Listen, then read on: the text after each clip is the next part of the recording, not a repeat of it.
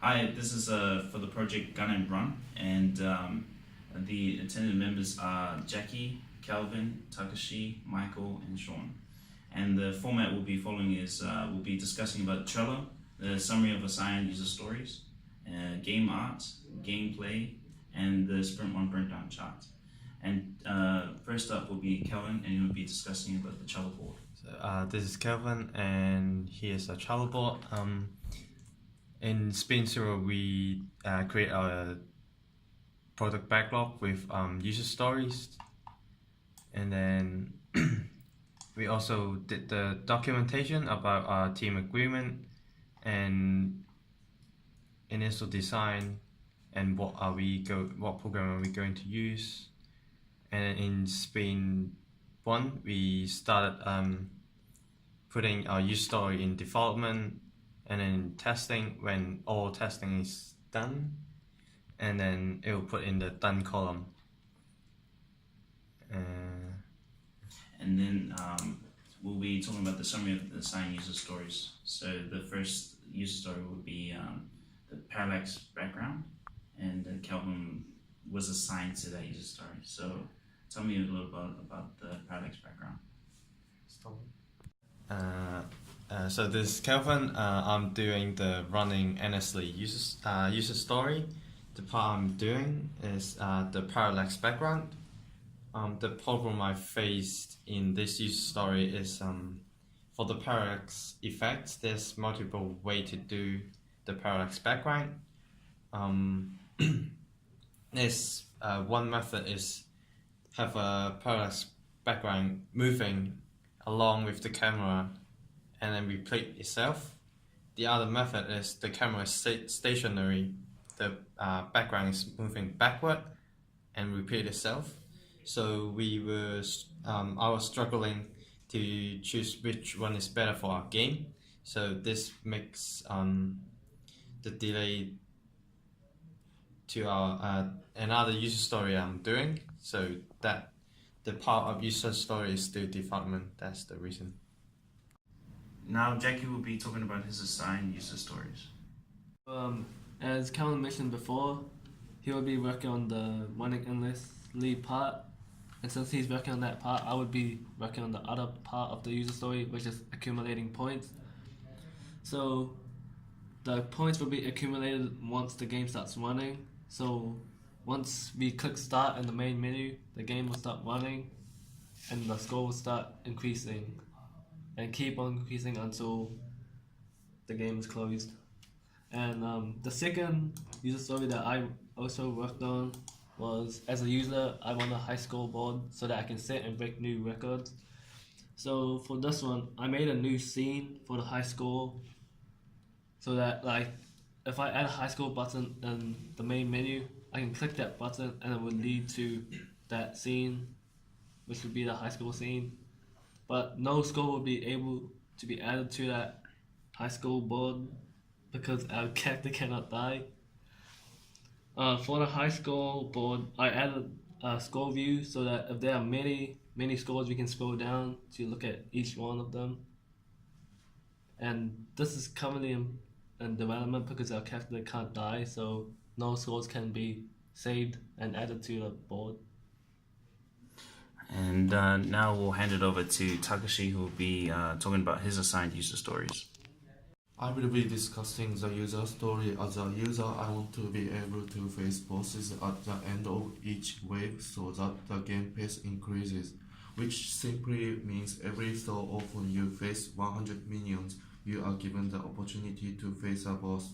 Currently, this user story is still in development because 1, we don't have a set wave of minions, and 2, we don't have a set game pace.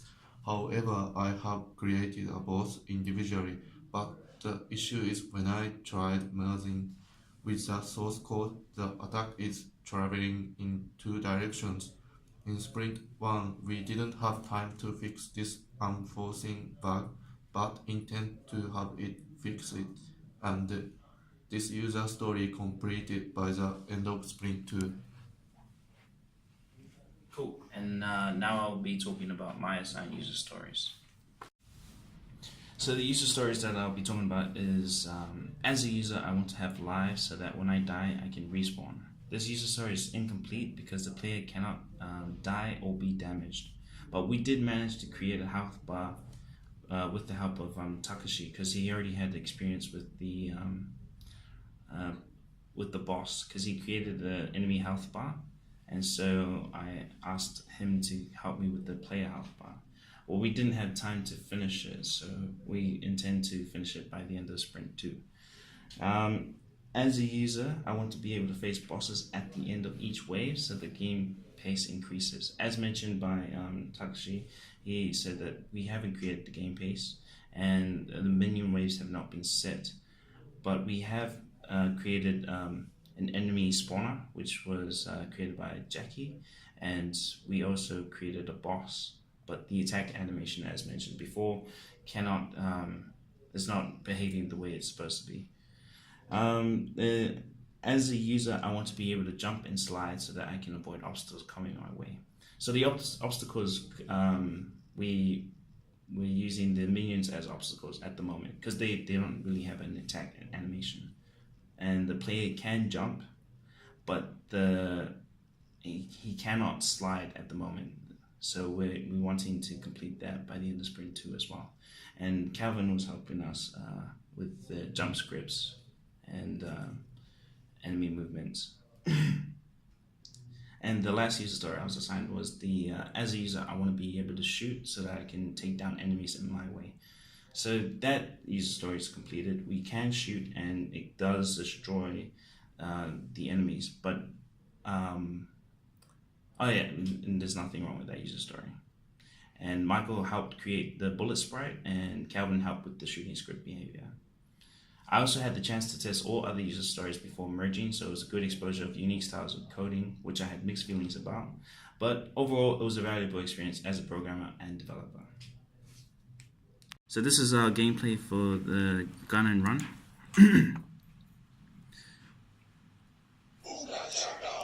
This is a start menu, and you have the high score, the shop, and start to start the game, and then the exit button. And right now what you're listening to is the intro music, and when you click on the shop, here it'll change the music. So each menu is a scene with its own background music, and so in here you have the currency, which is set to 0. It's just an empty variable at the moment. These items are not purchasable, they're just pretty much just pictures, so it's incomplete at the moment. There's the back button to go back to the main menu, and it just repeats the background music. In high score, we wanted to create a database that will hold all the scores, record all the scores, and you can scroll in and out, down and up, and then you can also, and then we'll showcase the starting game. So this is our actual game. In the top left corner, we have the health bar and the kill count. So every time I shoot a target by pressing space key, it increments the score, the kill score. And then of course on your top right corner, you have the score that's constantly incrementing. And so go back to the, what we have in the center, in the mid center, is the boss's health, but it's not finished at the moment. So right now, all I can do is press space key to shoot and press the W key to jump. And that's currently where we're at right now. And the minions spawning, yeah. Hi, I'm Michael, and I was assigned the role of lead designer in our gun and run game. So setting the focus aside from the user stories, our team wanted a visually aesthetic 2D platform running game with heavy inspiration from games such as Ori and the Blind Forest and the Rayman series. Because I wanted this game to be different, I wanted to implement both pixel art and vector art. The background was designed with vector art methods to create a nice, simple yet effective backdrop that the hero will run in front of. And the sprites were designed with a sprite, where each frame had to be carefully drawn out to create the desired animation that we needed. Currently, the 3 animations that we have for the heroes are composed of 4 frames each. We have a hero idle sprite, we have a running sprite, and the running and shooting sprite. The other two sprites that I've created are Mob A and the bullet sprite, which currently are made of 1 frame each. In terms of just design, my biggest issue was how long it takes to design a sprite. From getting the posture right to drawing the next frame, I was completely caught off guard by how much work and attention to detail is required with sprites and animation. From here, I would like to design more sprites such as bosses for the boss fight user story and cosmetic items so that we can complete the cosmetic upgrades user story. Now we're going to hand it over to Takashi to talk about the Sprint 1 Burndown chart. Okay, this is our Sprint 1 Burndown chart for 30 days and have decided to include 2 weeks of school break for development of Sprint 1. Reason being, initial development would normally take the most amount of time as it involves learning new software and tools, then figuring out how to implement it. According to the chart, the project progress was ahead of schedule because individually each member had set up Unity started to work on their assigned user stories, but was not easy at first. There was a bit of struggle using and understanding both Unity and GitHub, which we used to collaborate with the team. We alternatively also used Unity Collab as another method for sharing codes and other Unity project files, such as asset. Hence why here in this Burndown chart, you can see that it is slowly running behind our estimated schedule. And that's the end of our presentation video for SDP Gun and Run.